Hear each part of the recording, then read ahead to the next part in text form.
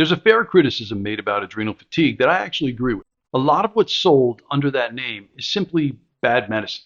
There are companies selling adrenal support formulas as though every tired person needs the same collection of herbs. There are practitioners who see fatigue, order a cortisol test, and build an entire treatment around whether one number's high or the other's low. There are people taking 5, 6, 10 supplements at once, feeling worse, and then being told they're detoxifying. That's not thoughtful treatment. In some cases, it's reckless. But here's where the argument goes off the rails. Bad treatment doesn't prove that the patient's condition is imaginary. It just proves the treatment is bad. I've worked with adrenal fatigue patients for decades, and one of the first things I learned is that you can't treat all of them the same. And you certainly can't hand every one of them a bottle labeled adrenal support and assume that you've addressed the problem. Many of these patients are tired, but they're also wired. Their heart races, their mind won't shut off. They're sensitive to light, sound, food, medication, herbs, conflict, and almost any change in their environment. And then somebody gives them something stimulating because they're fatigued. That makes no sense. The practitioner sees low energy and assumes the answer is to create more energy. They recommend ginseng, ashwagandha, rhodiola, adrenal glandulars, DHEA, or some combination of the above. But the patient may feel a temporary lift, so everyone assumes the treatment's working. And then she uses the energy. She cleans the house, catches up on work, goes back to exercising, runs errands, tries to live normally again, and then a few days later she crashes harder. That energy didn't come from a healed system, it came from pills, from stimulation. There's a difference between improving the body's capacity to create energy and getting energy from a pill. And that distinction is missed constantly in adrenal fatigue treatment. I use supplements in my practice. I use adrenal cortex, licorice, DHEA, phospholipids, bioflavonoids, vitamins, minerals, herbs, and many other tools. I'm not against supplementation. I'm against using powerful tools without the understanding of the person in front of you. The same supplement can be extremely helpful for one patient and completely wrong for another.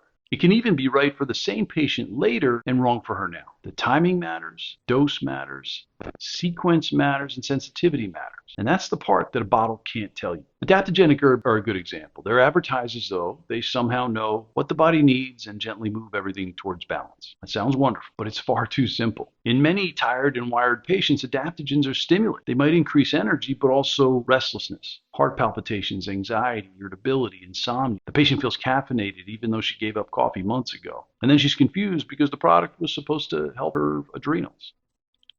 The problem isn't necessarily that the herb is useless or that she has a sensitivity to it. The problem may be that the system wasn't ready to be pushed. And sometimes the correct treatment is not support first, it's calm first. In most people, you have to settle the trigger-happy stress response system before you start to try to strengthen it. Otherwise, it's like you're working on the engine of the car while it's still flying down the highway. Now, if you've taken adrenal support product and it left you more wired, anxious, or sleeping worse, tell me what happened in the comments. I read these questions myself, and I might use yours in a future Ask Dr. Neville video. Now, another common mistake is starting too many things at once. On Monday, somebody begins a multivitamin, magnesium, or adrenal formula, DHEA, a sleep product, probiotic, a new diet, and then by Thursday she feels awful. Now nobody knows why. Which product caused the reaction? Was the dose too high? Was it a dietary change? Did the combination alter sleep or blood sugar? Was the product reasonable but introduced too quickly? There's no useful feedback because everything changed at once. That's not a protocol, it's a pile of pills. Now, in my practice, I generally prefer one change at a time. A sensitive system needs room to respond.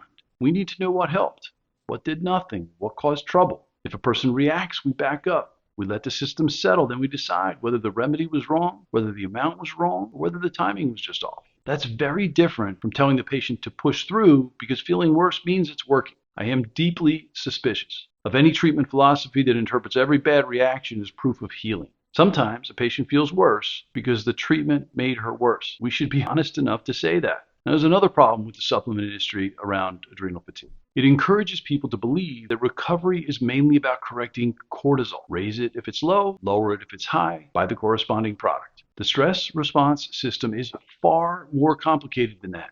Cortisol can change throughout the day. The nervous system might be overactive while the person's physically depleted. Blood sugar might be unstable. Sleep might be reversed. Histamine might be driving nighttime alertness. The immune system might be reactive. The limbic system might be sensitized. You can't reduce that entire picture into one number and one capsule. The cortisol test can provide useful information, but it doesn't replace clinical judgment. The person's history is important. Her response to stress matters. Her sleep, blood pressure, digestion, sensitivity, activity tolerance, and reactions to previous treatment, those are all pieces of the puzzle. This is why two patients with similar test results might need completely different plans. One might benefit from gentle adrenal support. The other might need the opposite approach at first because any stimulation sends her through the roof. This isn't inconsistency, that's individualized treatment. Now, critics look at this industry and say adrenal fatigue is just a way to sell supplements. And I understand why they say it. There are plenty of people selling simplistic answers to desperate patients. There's overpriced products, exaggerated claims, and practitioners who use the same treatment for everyone. I object to that too.